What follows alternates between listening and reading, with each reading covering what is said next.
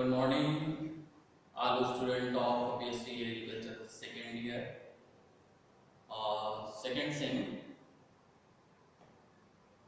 आज मैं आप लोगों के कोर्स के रिगार्डिंग लाइव क्लास लेने आया हूँ।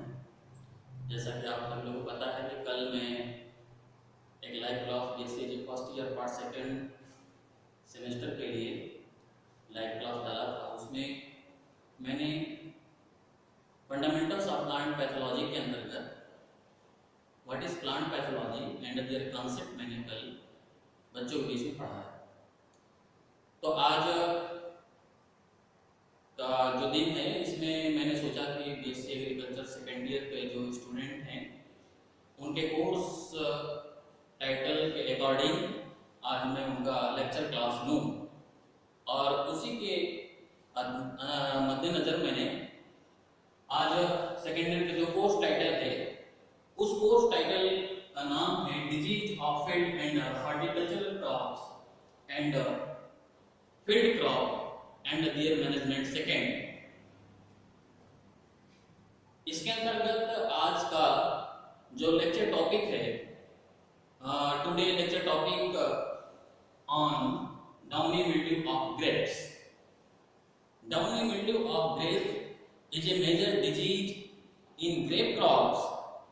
They are first time eventually event in France, and they are first time controlled by P.M. Millardet in 1882 to 87। जैसा कि आप सभी लोग जानते हैं कि डाउनी मिल्ड्यू ऑफ ग्रेप्स एक बहुत ही फेमस डिजीज है जो ग्रेप में अधिकांश रूप में देखने को मिलता है। तो चूंकि आज इसी ग्रेप पे लेक्चर लाइव क्लास में आया हूँ, तो इसके अंतर्गत जो टॉपिक है मैंने लिखा है इसमें कि downy mildew of grapes.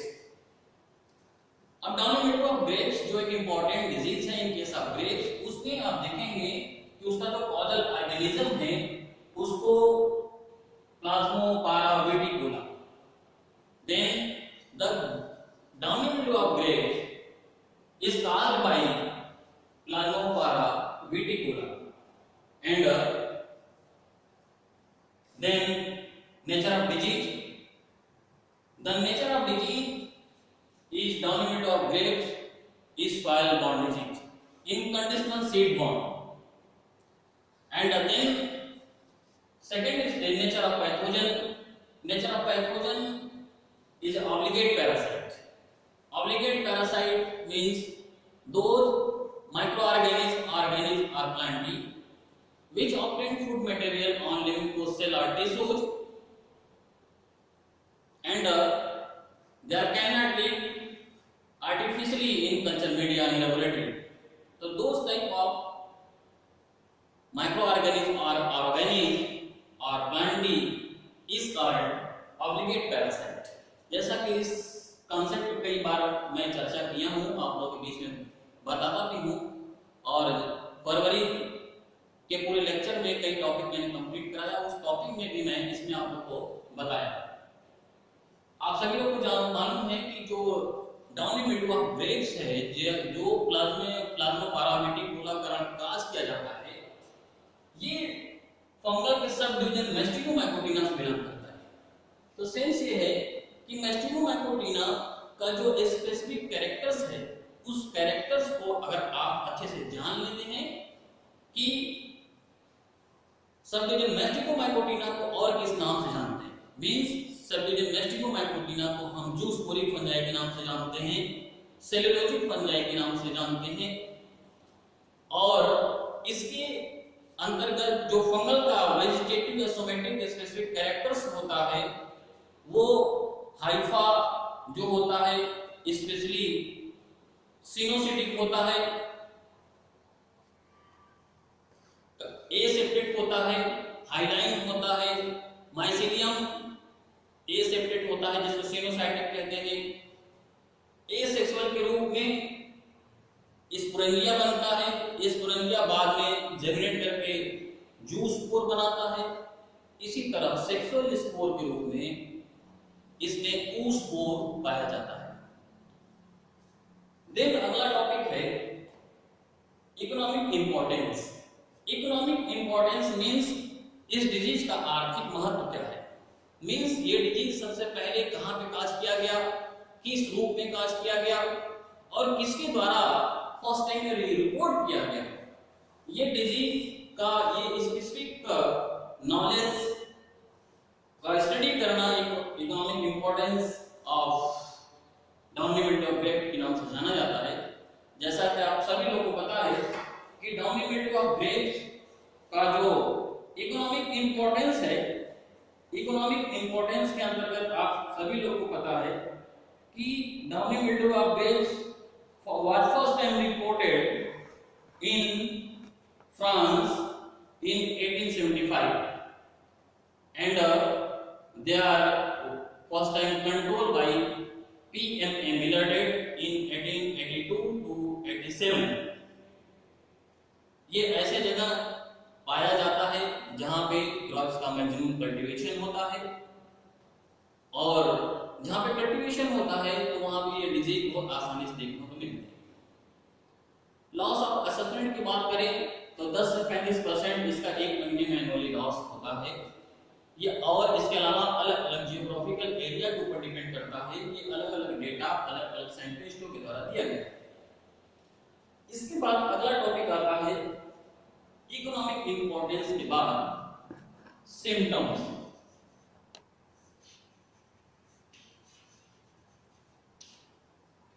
Symptom means लक्षण।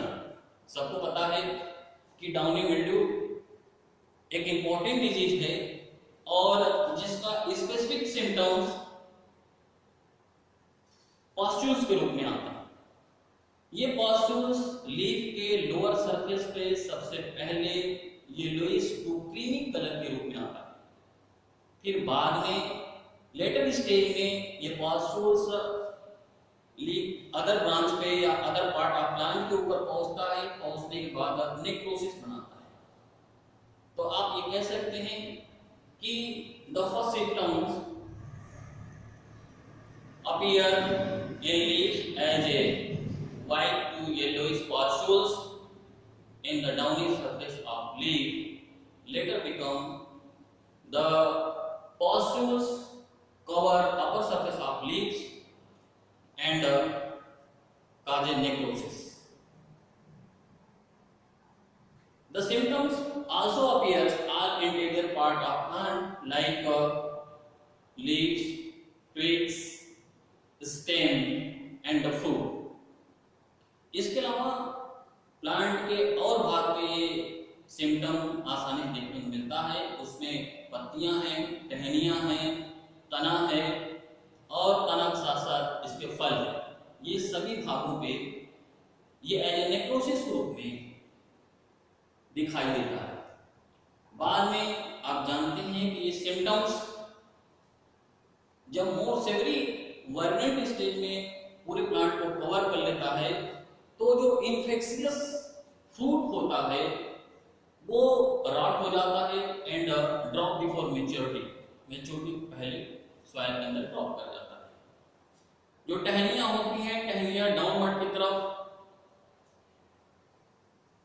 ड्राइंग अपीयरेंस शो करती है। जो लीफ होते हैं नेक्रोसिस मैंडेटरी वेरिएबल शेप में स्पॉट बनाते हैं और जो स्टेम होते हैं स्टेम में भी इसी तरह नेक्रोटिक पैचेज या स्पॉट बनता है। तो जैसा कि आपको ये ओरली क्लियर हो गया कि symptom of downy mildew of grapes के अंतर्गत all aerial part and tender part of vine is more prominently affected and then second irregular yellowish translucent spot on upper surface of the leaf and correspondingly on lower surface their dirty white powdery fungal growth appear on leaves. Then the affected leaves become yellow and brown and get dry due to necrosis. After successful infection, the premature leaves fall before maturity onto the ground. Then the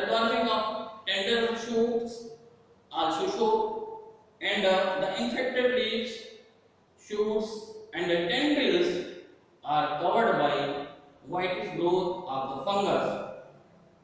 Then, whitish growth of fungus on berries, also known as fruit, which subsequently become leathery and shrivels, and infected berries turn hard, bluish green, and then brown in colors. Then later infection of berries or our fruits, resulting in soft rot symptoms appears.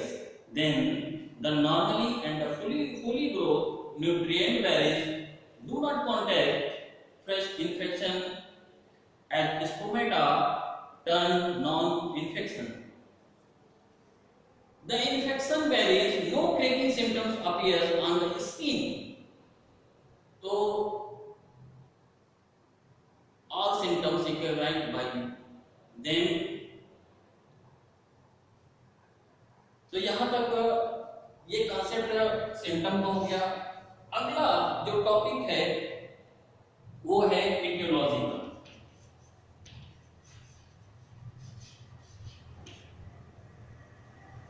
Aetiology, जिसको हिंदी में हेतु भी कहते हैं, ये सबको पता है, आप लोग कई बार ये मैंने बताया। और कल के जो फंडामेंटल्स का क्लास है उस क्लास में मैंने बताया कि एटियोलॉजी किसे कहते हैं। अब उसी के अंतर्गत क्योंकि आप सेकेंड ईयर के स्टूडेंट हैं, सेकेंड सेम के स्टूडेंट हैं, आपका सारा कांसेप्ट क्लियर है, तो डायरेक्ट हम जानेंगे कि डाउनी ऑफ ग्रेप्स का एटियोलॉजी क्या है। जैसा कि आपको पता है कि the downy of grapes they are caused by Plasmopara viticola and the mycelium of the fungus is sinusotic, hyaline, branch, and they are systematically grow beneath the epidermis of host cell. The mycelium of the fungus is non-septate or sinusotic, brownish to yellowish color in initial stage and brown color in later stage. Full stop. After successful infection, the mycelium grow and produce sporangiophore. इसमें sporangiophore बनता है। The sporangiophore are erect and branches at the apex part. Each sporangia produce at the base of sporangiophore. आपको पता है कि जो sporangia, इसमें sporangiophore तो ऊपर बनता है और एपेक्स, जितने एपेक्स पार्ट होते हैं स्पोरेंजियोफोर के, उसके इन अलग अलग एपेक्स पार्ट पे स्पोरेंजिया बनता है। The sporangia is a oval to oblong in shape, double walled and have sporangiospore. After successful mature sporangial wall burst and sporangial spore out and they are converted in juice spore. The juice spore are kidney shaped or bean shaped or lemon shaped in conditionally. Each juice spore are whiplish to tinsel shaped flagella. The flagella situated anteriorly or posteriorly. Full stop. The sporangia survive and spread as a secondary infection of disease cycle. After successful sexual reproduction in Antheridium and Ogonium, they are produced sexual spore called oospore. The oospore is a survival spore and the first link of infectious spore in development of grapes. They are oval to oblong and roughy. Full stop. ये aetiology है। Aetiology के अंतर्गत जितने भी इसके morphological जो ये बनता है इसमें स्पोरुलेशन, उसमें मैं आपको थोड़ा सा ये फिगर दे देता हूं कि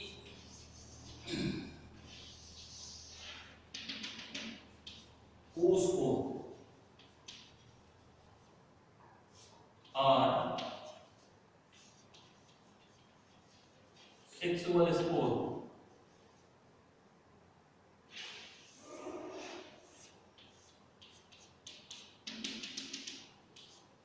जूस को और फ्लेमोस्पोर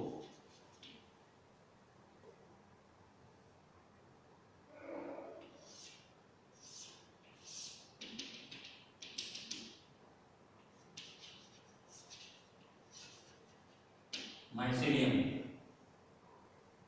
तो ये ओ स्पोर है जो प्राइमरी इन्फेक्शियस स्पोर या सर्वाइवल स्पोर के रूप में जाना जाता है और सॉइल के अंदर as source of primary inoculum के रूप में सर्वाइव रहता है, जिनके द्वारा फर्स्ट इन्फेक्शन होता है और उसके बाद इन्फेक्शन के बाद उसमें सक्सेसफुल माइसीलियम बनते हैं। माइसीलियम के ऊपर फिर एसेक्सुअली स्पोरेंजियोफोर बनता है, स्पोरेंजियोफोर के ऊपर स्पोरेंजिया बनता है, स्पोरेंजिया के अंदर जूस स्पोर बनता है और ये जूस स्पोर जब बाहर निकलता है तो विंड के द्वारा या वाटर के द्वारा या अदर एक्सटर्नल एजेंसी के द्वारा हेल्दी ग्राउंड पे पहुंचता है। पहुंचने के बाद फिर ये सेकेंडरी डिजीज इन्फेक्शन के रूप में इन्फेक्शन काज करता है। क्योंकि माइसीलियम की बात है, माइसीलियम सर्विलियम मेस्टिगोमाइकोटिना फंगस और माइसीलियम ए सेपरेट होता है। Okay, thank you.